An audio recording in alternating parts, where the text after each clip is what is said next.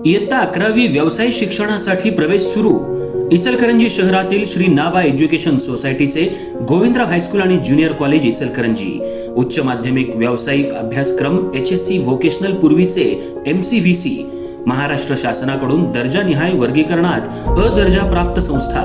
आमच्या संस्थेमध्ये +2 स्तरावरील व्यावसायिक अभ्यासक्रम चालू आहेत. Engineering group construction technology, automobile technology, mechanical technology, electrical technology, paramedical group, medical laboratory technician या विषयासाठी प्रवेश सुरू. अधिक माहितीसाठी संपर्क मुख्याध्यापक SB Patil sir. Mobile 9284 35 36 60. उपप्राचार्य NS Patil sir.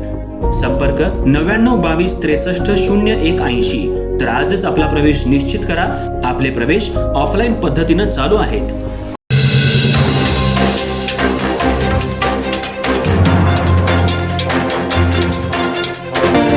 Ichalkaranji शहरामध्ये 4 दिवसातून एकदा पाणी येतं.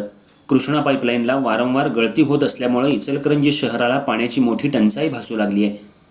इचलकरंजी शहरात आज डॉक्टर बाबासाहेब आंबेडकर पुतळ्याजवळ कृष्णा पाईपलाईन योजनेला मोठी गळती लागली. धबधब्याचं स्वरूप आणि मोठमोठे कारंज्याचं स्वरूप या लिकेजमुळे निर्माण झालं होतं.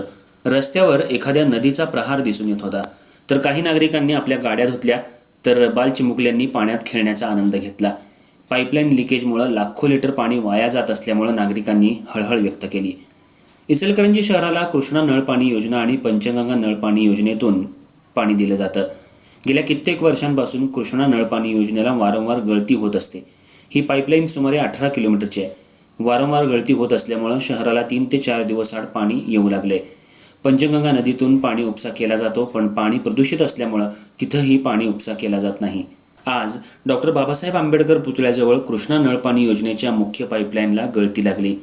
या ठिकाणी अक्षरशः धबधब्याचं स्वरूप निर्माण झालं होतं आणि मोठमोठे कारंज्याचं स्वरूप निर्माण झालं होतं. शहराच्या मध्यवर्ती पाण्याच्या पाईपलाईनला लिकेज झाल्यामुळं नागरिकांमधून हळहळ व्यक्त होत होती. शहराला 4 ते 5 दिवस आड पाणी येतं आणि इथं वारंवार पाणी लिकेज होतं. महानगरपालिका प्रशासनाचं याकडे मात्र दुर्लक्ष होतंय. पाणी लिकेज होण्याची इचलकरंजी शहराला आता सवय झाली आहे. निकृष्ट दर्जाच्या पाईपलाईन केल्यामुळं वारंवार पाईपलाईनला गळती होते. शहराला पाण्याचा फटका वारंवार बसतो. उन्हाळ्यात शहरामध्ये या 8 दिवसातले 5 वेळा पाण्याची पाईपलाईन लिकेज झाली आहे. त्यामुळं पाण्याची टंचाई शहराला मोठ्या प्रमाणात भासू लागली आहे. आज हे पाणी लिकेज झाल्यामुळं लाखो लिटर फिल्टर केलेलं पाणी वाया गेलं. एकीकडं ग्रामीण भागामध्ये पाण्यासाठी 2-2, 3-3 किलोमीटर वणवण फिरावं लागतं, तर काही शहरांना आणि ग्रामीण भागातल्या गावांना टँकरनं पाणी पुरवलं जातं. इचलकरंजीला कृष्णा आणि पंचगंगा पाणी असल्यामुळं पाण्याची कमतरता भासत नाही. नदी कधी आटत नाही, पण पाईपलाईनच्या गळतीमुळं इचलकरंजीचे नागरिक सध्या मेटाकुटीला आलेले आहेत. इचलकरंजी महानगरपालिका प्रशासन आणि नगरसेवक या लिकेज प्रश्नी कायमस्वरूपी तोडगा काढणार का, असा सवाल सध्या निर्माण झालाय.